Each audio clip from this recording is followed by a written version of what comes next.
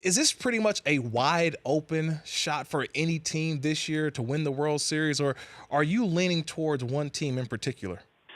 Well, I'm not leaning towards one team. I'm leaning towards seven. That's Seven. the way I Okay. split baseball. We've Seven. got a super seven, and then we've got everybody else. So essentially, we're playing a little more than 2,000 games to find out who the other three playoff teams are going to be among the other 23. But it's hard for me to think that anyone other than the top seven teams we're going to find a world champion anyway outside of that top seven. So it's Yankees and Red Sox, Indians, Astros, and then the three division winners in the National League from last year is Washington, Chicago, and L.A. I think all those teams are just as strong as they were last year. It's hard for me to see, even if things go wrong for those teams, that they don't make the playoffs.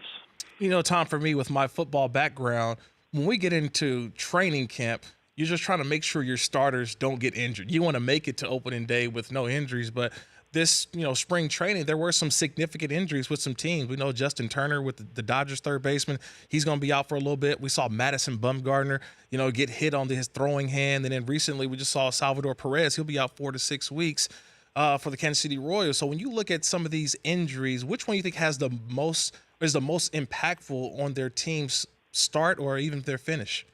To me, it's Bumgarner because, listen, the Giants had just a terrible year last year. I'm not sure they could contend this year, but without Bumgarner for looking like 6 to 8 weeks, I don't know if they can come back from that. I mean, I have so much respect for Bumgarner.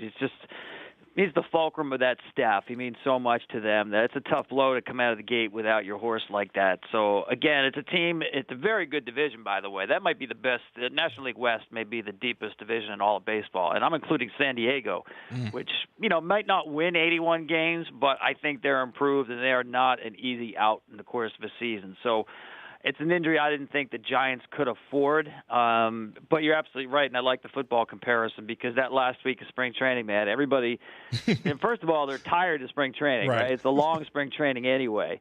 How many times can you cover first base on pitchers' fielding drills? And also, it's like just keep your fingers crossed. You just want to put them in bubble wrap, keep everybody healthy for those last 3-4 days or last week of spring training, and the timing of those injuries is really tough.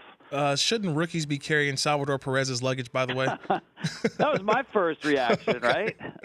Man, apparently he's carried 2 bags on the stairs.